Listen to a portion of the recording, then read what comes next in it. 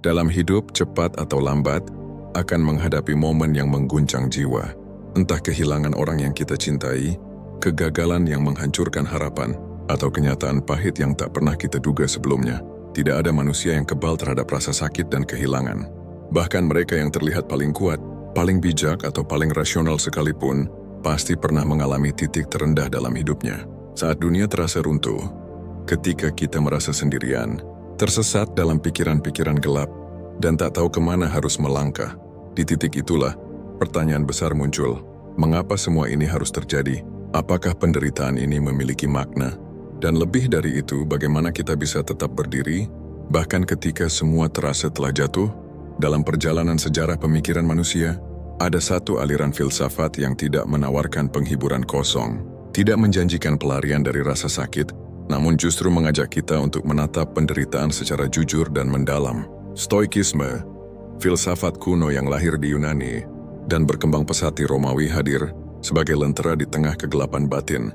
Ia tidak menyuruh kita menyangkal kesedihan, tetapi membekali kita dengan cara pandang dan latihan batin yang membuat kita mampu menghadapi kenyataan, sekeras dan sepahit apapun itu.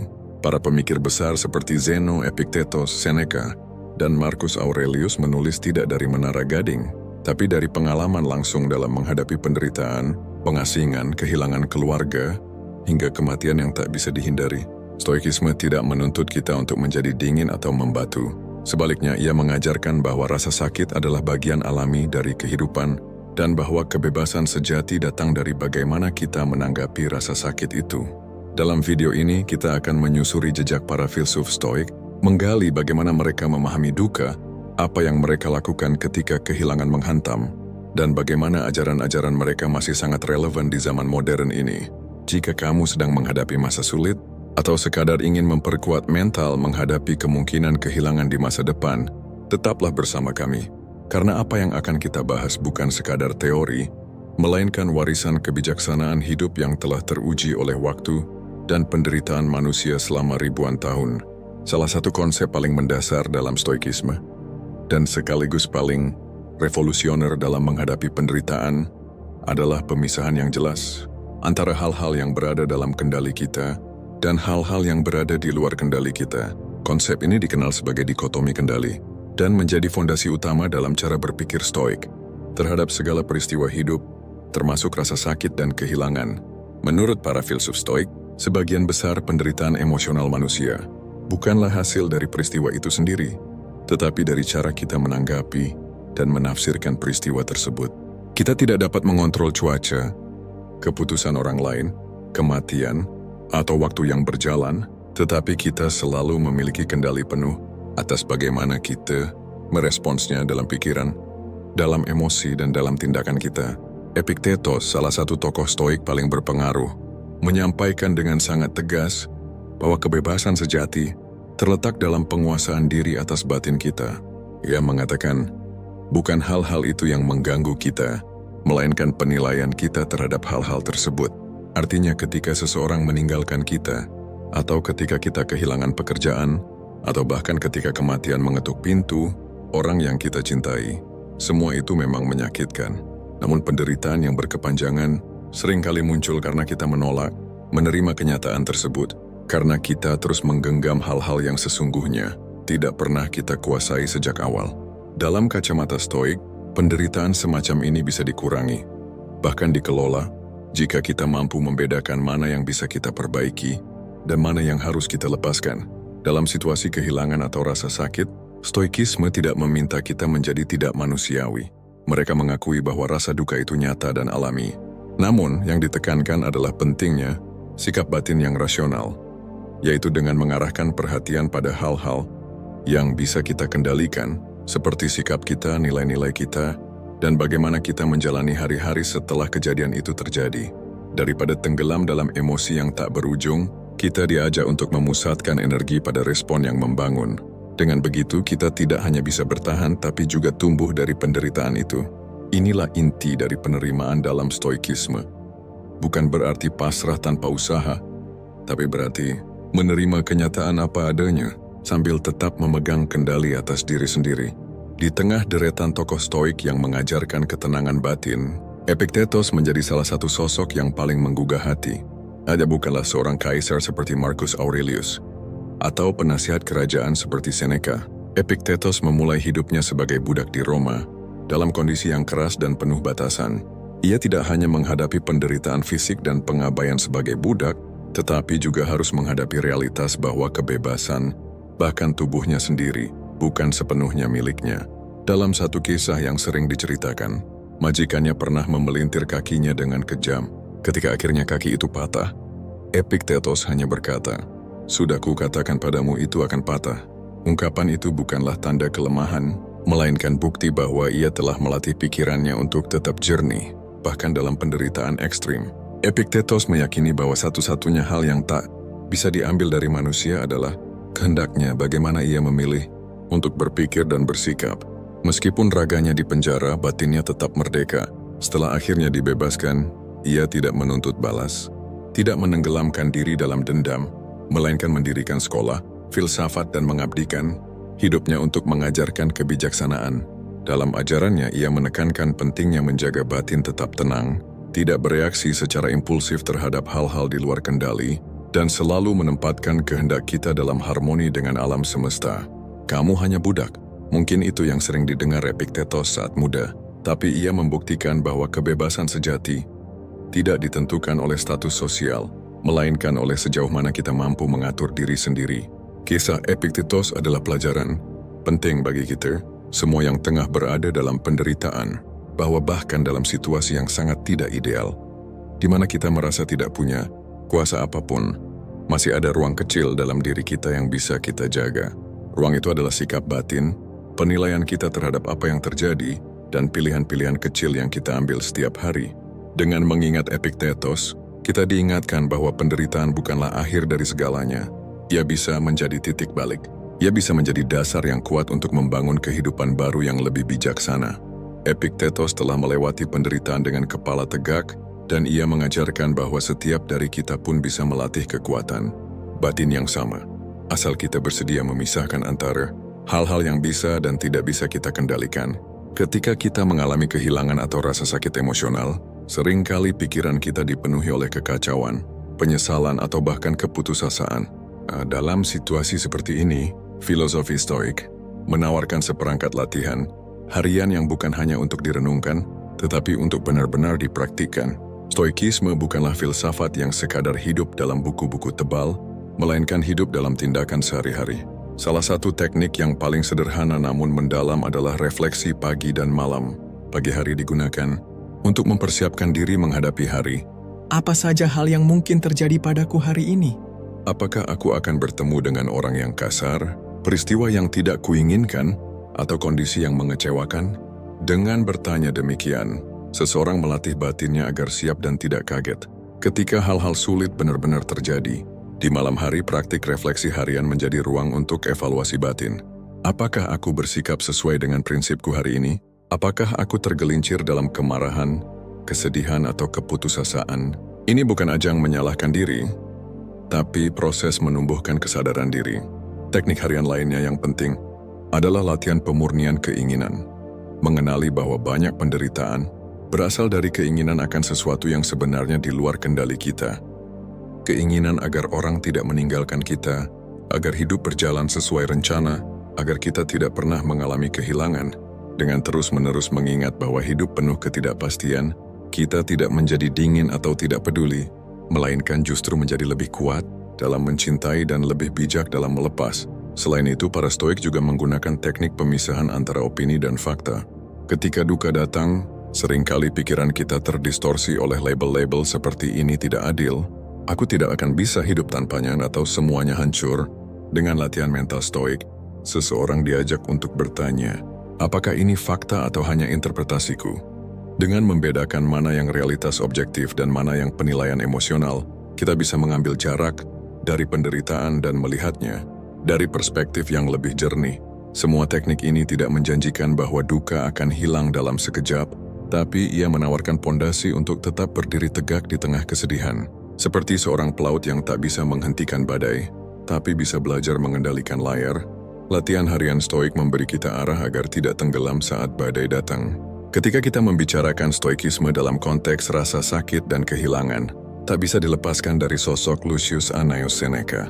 Ia bukan hanya seorang filsuf, tetapi juga negarawan dan penulis yang hidup di tengah intrik kekuasaan Kekaisaran Romawi. Kehidupan Seneca syarat dengan paradoks. Ia kaya raya, hidup dekat dengan kekuasaan, namun secara pribadi sangat akrab dengan penderitaan dan ancaman kematian. Ironisnya, justru di akhir hidupnya, ketika ia diperintahkan untuk bunuh diri oleh Kaisar Nero, murid yang pernah dibimbingnya, sendiri Seneca menunjukkan wujud ketangguhan mental, stoik yang paling murni. Tidak dengan tangisan, tidak pula dengan perlawanan, ia justru menerima kematian sebagai bagian dari takdir yang tak terhindarkan dan melaluinya dengan ketenangan luar biasa. Seneca tidak melihat kematian sebagai musuh. Dalam banyak tulisannya, ia menegaskan bahwa ketakutan terhadap kematian adalah sumber penderitaan terbesar manusia. Dalam surat-surat moralnya kepada Lucilius, ia sering mengingatkan bahwa kematian bukanlah hal yang harus kita benci atau hindari, melainkan sesuatu yang harus kita pelajari untuk hadapi dengan kesiapan. Ia menulis, "Kematian hanyalah akhir dari sebuah perjalanan yang sudah kita tempuh sejak lahir." Maka ketika hari itu benar-benar datang, Seneca telah mempersiapkan jiwanya bertahun-tahun sebelumnya. Ia meminta istrinya dan teman-temannya untuk menyaksikan saat-saat terakhirnya, tidak sebagai tragedi, tetapi sebagai pelajaran hidup. Ia berderah perlahan dari pembuluh yang sengaja ia potong, sambil berdialog dengan tenang tentang filosofi kehidupan dan kematian. Kisah kematian Seneca menjadi semacam panggung terakhir bagi ajaran yang telah ia yakini seumur hidup. Ia menunjukkan bahwa stoikisme bukan sekadar wacana teoritis, melainkan prinsip yang dijalani sampai akhir. Bahkan di detik-detik paling getir, ketika tubuhnya melemah dan rasa sakit menyerang, batinnya tetap tegak, tenang, dan jernih. Banyak orang mungkin tak akan sanggup menghadapi kematian dengan cara seperti itu, tetapi justru di sanalah kekuatan stoikisme terlihat nyata. Ajarannya bukan untuk menghapus rasa sakit, melainkan menguatkan hati kita untuk menjalaninya dengan kepala tegak. Seneca adalah bukti bahwa ketenangan sejati bukanlah ketiadaan rasa sakit, tetapi kemampuan untuk tetap jernih dan menerima kenyataan. Bahkan dalam penderitaan paling ekstrim, dari dirinya, kita belajar bahwa ketangguhan bukan hanya milik mereka yang kuat secara fisik, tapi milik mereka yang telah melatih batin untuk merangkul apapun yang diberikan. Kehidupan termasuk akhir dari kehidupan itu sendiri. Dalam filsafat stoik, kehilangan bukanlah sesuatu yang luar biasa atau layak diratapi secara berlebihan. Kehilangan dianggap sebagai bagian alami dari kehidupan, sebagaimana musim berganti dan hari berubah malam. Para filsuf stoik memandang bahwa segala hal yang kita miliki, baik itu benda, posisi maupun orang tercinta, bukanlah milik kita secara mutlak. Semua itu hanya dipinjamkan oleh alam semesta kepada kita untuk waktu yang tidak kita ketahui durasinya. Maka ketika sesuatu itu diambil kembali, kita tidak sedang mengalami ketidakadilan, melainkan sedang menyaksikan hukum alam bekerja sebagaimana mestinya. Ini adalah cara berpikir yang barangkali terasa keras atau dingin bagi sebagian orang. Tetapi justru dalam perspektif inilah terletak kekuatan batin stoik yang luar biasa. Epictetus pernah mengajarkan bahwa jika suatu hari anakmu mati atau harta bendamu hilang, kamu harus berkata kepada dirimu sendiri, "Aku tahu bahwa aku telah menerima ini sebagai pinjaman, bukan hak milik." Dalam logika stoik, penderitaan bukanlah akibat dari peristiwa itu sendiri, melainkan dari penilaian kita terhadap peristiwa itu. Ketika kita menganggap kehilangan sebagai kehancuran, maka kita menderita. Tapi jika kita melihatnya sebagai bagian dari tatanan alam yang rasional, maka kita akan tetap tenang. Ini bukan berarti stoikisme menolak emosi atau menyuruh kita menjadi manusia tanpa rasa. Justru sebaliknya, stoikisme mengajarkan kita untuk memahami emosi, memilahnya, dan menjadikan emosi itu sebagai bahan refleksi, bukan penguasa hidup kita. Kehilangan juga dianggap sebagai pengingat tentang kefanaan dan ketidakkekalan. Segala sesuatu yang lahir, pada akhirnya akan mati. Segala sesuatu yang kita genggam pada akhirnya akan lepas. Oleh karena itu, para stoik sangat menekankan pada sikap melepaskan, bukan dalam arti pasrah buta, melainkan dalam arti siap sedia menerima perubahan. Dalam konteks ini, kehilangan bukan hanya sesuatu yang menyedihkan, tetapi juga menjadi guru besar yang mengajarkan nilai sejati dari hal-hal yang kita miliki. Ketika kita sadar bahwa suatu hari semua yang kita cintai akan pergi, maka kita akan mencintainya dengan lebih jernih dan mendalam hari ini. Kita akan lebih bersyukur, lebih hadir, lebih menghargai momen, maka kehilangan dalam stoikisme bukan akhir dari segalanya, melainkan pintu untuk masuk ke pemahaman yang lebih bijak tentang apa itu hidup, apa itu keterikatan, dan apa itu kebebasan batin. Di jantung filsafat stoik, terdapat satu konsep yang sangat mendalam dan mungkin menjadi salah. Satu prinsip paling radikal dalam menghadapi penderitaan, amor fati atau mencintai takdir. Bagi para stoik, hidup tidak cukup hanya diterima dengan pasrah. Ia harus dicintai dengan segala kejadian baik maupun buruk yang menyertainya. Amor fati bukanlah semata-mata tentang menerima kenyataan, melainkan tentang menyambut kenyataan itu dengan antusias dan ketulusan. Ini berarti bahwa setiap kesulitan, kegagalan, kehilangan, dan bahkan tragedi bukanlah gangguan dari jalan hidup yang seharusnya, tetapi adalah bagian dari jalan itu sendiri. Dalam praktiknya, amor fati mengajarkan kita untuk berkata pada setiap kejadian dalam hidup, alasan keadaan labor yang terbaik yang bisa terjadi. Marcus Aurelius dalam Meditations menulis bahwa setiap peristiwa yang menimpamu adalah seperti benang dalam kain besar takdir, yang jika kamu lihat secara keseluruhan, semuanya saling berhubungan secara sempurna. Tidak ada yang terjadi secara acak, dan tidak ada yang tidak punya tempatnya dalam tatanan kosmis. Maka jika kamu bisa melihat peristiwa buruk sebagai bagian dari pola besar itu, kamu akan mulai memahaminya, bahkan bisa mencintainya. Bukan karena kamu menikmati rasa sakit, tetapi karena kamu percaya bahwa rasa sakit itu punya tujuan, yang membentuk kamu, memperkuat kamu, dan menyingkapkan bagian terdalam dari jiwamu yang selama ini tersembunyi dalam kenyamanan. Mencintai takdir berarti mencintai hujan yang mengguyur rencana kita, mencintai luka yang membuka kedewasaan, mencintai orang-orang yang pergi dan mengajarkan kehilangan. Amor fati tidak datang secara instan. Ia lahir dari latihan batin yang terus-menerus. Setiap kali kita tergoda mengeluh atau menolak keadaan, kita bisa mengingat prinsip ini, bahwa jalan ini sesulit apapun adalah jalan yang tepat. Dan lebih dari itu, jalan ini layak dicintai, karena di sanalah letak kebebasan sejati kita. Bukan pada apa yang terjadi, tetapi pada bagaimana kita meresponsnya. Ketika seseorang benar-benar memeluk amor fati, dia tidak hanya tahan terhadap badai kehidupan, dia justru menemukan keindahan di dalam badai itu. Salah satu teknik paling mencolok dan kontradiktif dalam latihan mental stoik adalah premeditatio malorum, atau yang sering disebut sebagai visualisasi negatif. Pada dasarnya, ini adalah praktik membayangkan kemungkinan terburuk yang bisa terjadi dalam hidup kita. Sekilas metode ini tampak seperti bentuk pesimisme ekstrim. Namun bagi para filsuf stoik, membayangkan skenario terburuk justru merupakan bentuk kesiapan jiwa yang paling rasional dan bijak. Daripada menghindari ketakutan atau berpura-pura, semuanya akan berjalan baik-baik saja, mereka justru memilih untuk menatap kemungkinan buruk secara langsung, bahkan dengan ketenangan. Mengapa kita perlu melakukan ini? Karena sebagian besar penderitaan manusia bukan datang dari kenyataan itu sendiri, melainkan dari keterkejutan atau penolakan terhadap kenyataan. Ketika kita tidak siap kehilangan sesuatu, entah itu harta, kesehatan, orang yang kita cintai, atau bahkan hidup kita sendiri, kita menjadi rapuh dan mudah hancur ketika hal itu benar-benar terjadi. Visualisasi negatif mengajarkan kita untuk tidak hanya menerima kemungkinan itu, tetapi juga berdamai dengannya sebelum ia terjadi.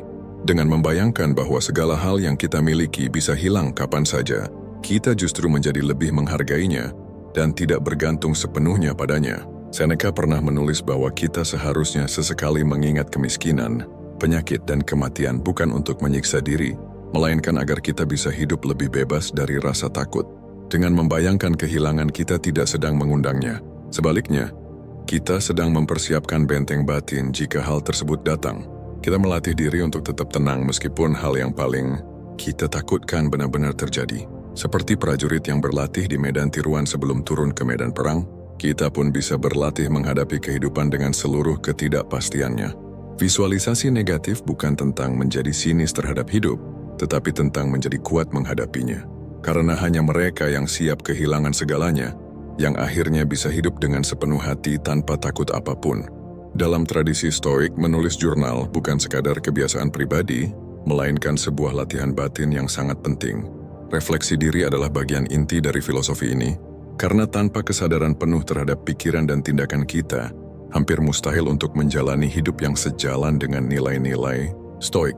Para filsuf besar seperti Marcus Aurelius menjadikan kebiasaan menulis sebagai sarana utama untuk menyaring emosi, menguji perspektif, dan memperkuat prinsip-prinsip etis yang mereka pegang.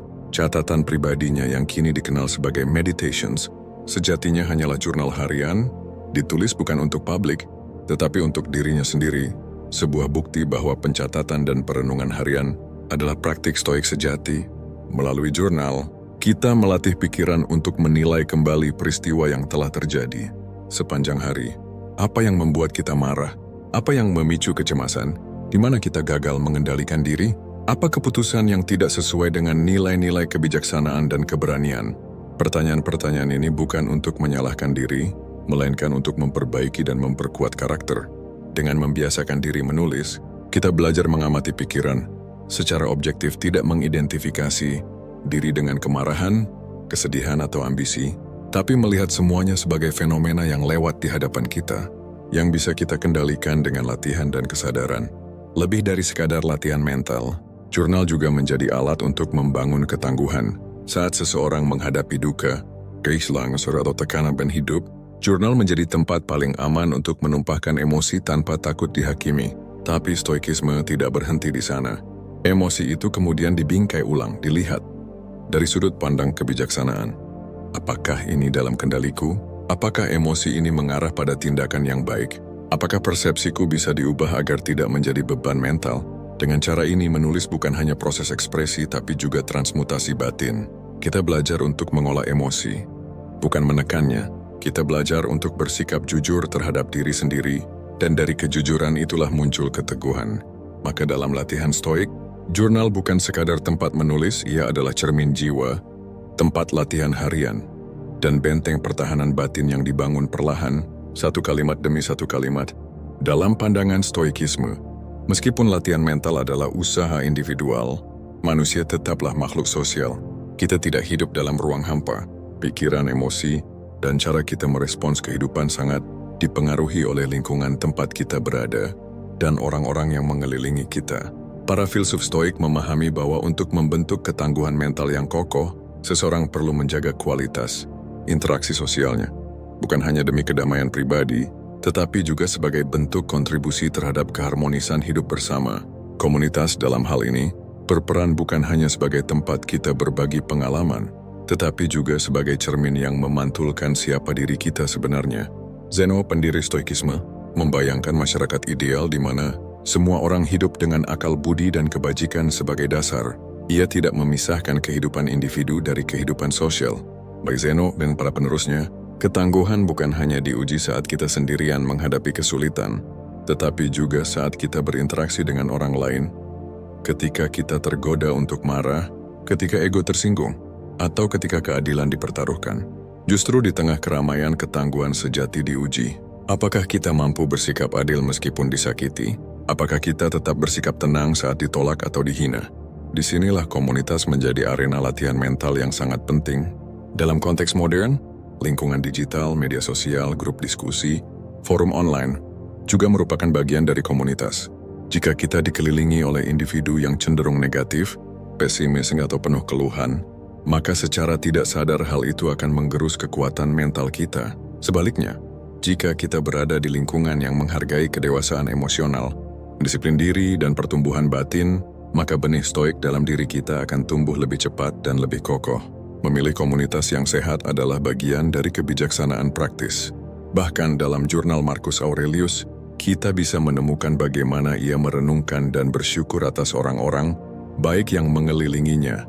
Sebuah pengakuan bahwa lingkungan turut membentuk ketahanan batin seseorang. Kita juga bisa belajar bahwa menjadi bagian dari komunitas bukan hanya soal menerima pengaruh, tapi juga memberi pengaruh. Setiap tindakan kita menjadi contoh. Setiap kata-kata bijak yang kita bagikan, setiap sikap sabar yang kita tunjukkan, bisa menjadi inspirasi bagi orang lain untuk ikut melatih ketangguhan mereka.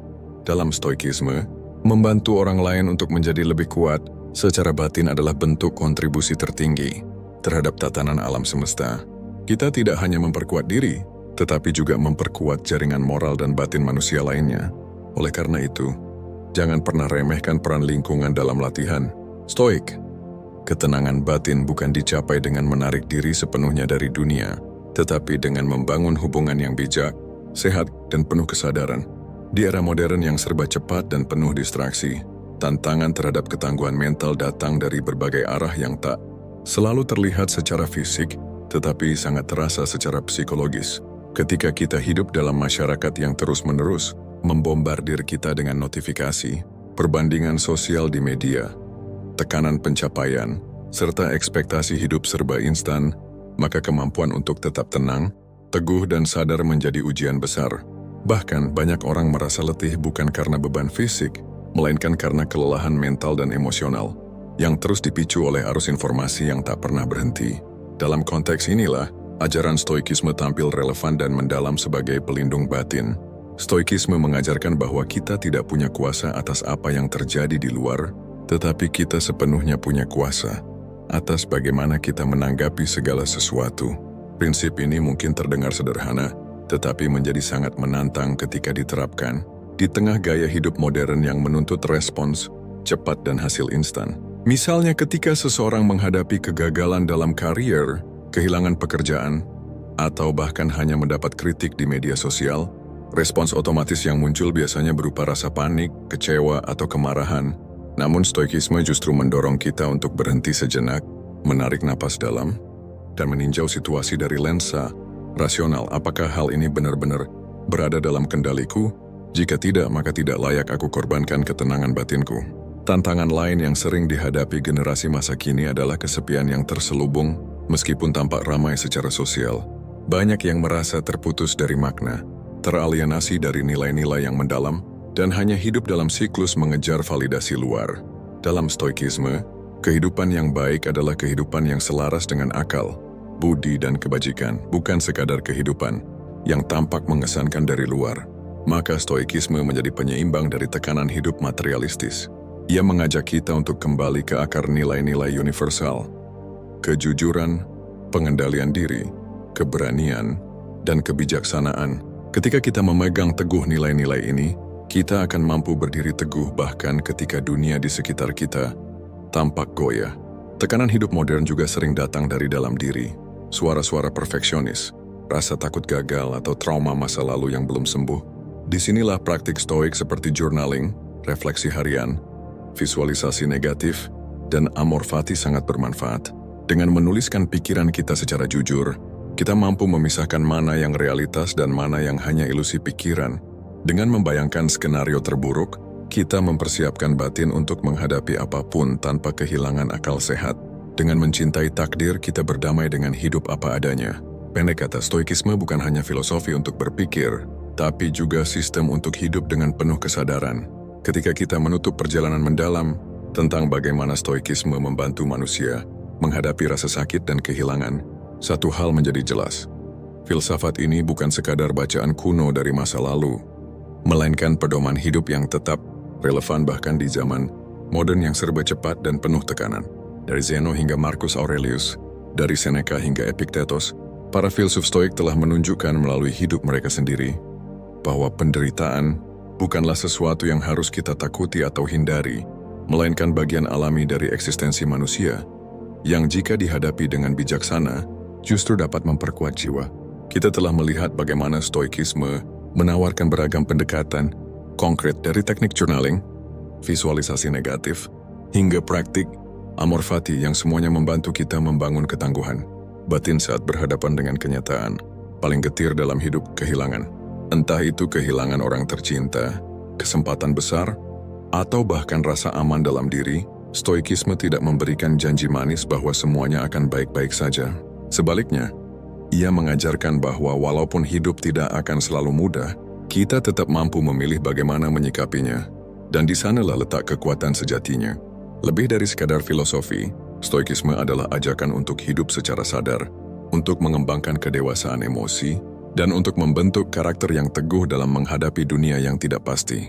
Kita tidak sedang diajak menjadi kebal terhadap rasa sakit, kita tetap merasakan kehilangan, tetap bisa menangis dan tetap mengalami luka. Tetapi kita diajak untuk tidak membiarkan rasa sakit itu mengendalikan seluruh hidup kita. Kita belajar bahwa menerima kenyataan adalah langkah pertama menuju kebijaksanaan. Dan kebijaksanaan itu bukanlah milik segelintir filsuf, melainkan milik siapa saja yang mau melatihnya, termasuk kamu. Kini saatnya kamu bertanya pada dirimu sendiri, Apakah aku sudah cukup siap menghadapi kehilangan dalam hidupku? Apakah aku sudah memiliki kerangka berpikir yang kokoh ketika badai datang? Jika belum, maka stoikisme bisa menjadi jalan yang layak untuk dijelajahi. Kamu bisa memulai dengan menuliskan isi pikiranmu setiap hari, mempraktikkan penerimaan terhadap apa yang tidak bisa diubah, dan terus melatih diri untuk mencintai hidup apa adanya, dengan segala manis dan pahitnya. Ingat, ketangguhan tidak dibangun dari teori, tapi dari latihan yang konsisten. Terima kasih telah menonton hingga akhir. Jika video ini memberi kamu wawasan baru atau menyentuh bagian terdalam dalam dirimu, jangan lupa untuk klik like dan subscribe. Bagikan juga video ini kepada teman atau keluarga yang mungkin sedang melalui masa sulit, karena bisa jadi stoikisme adalah cahaya kecil yang mereka butuhkan saat ini.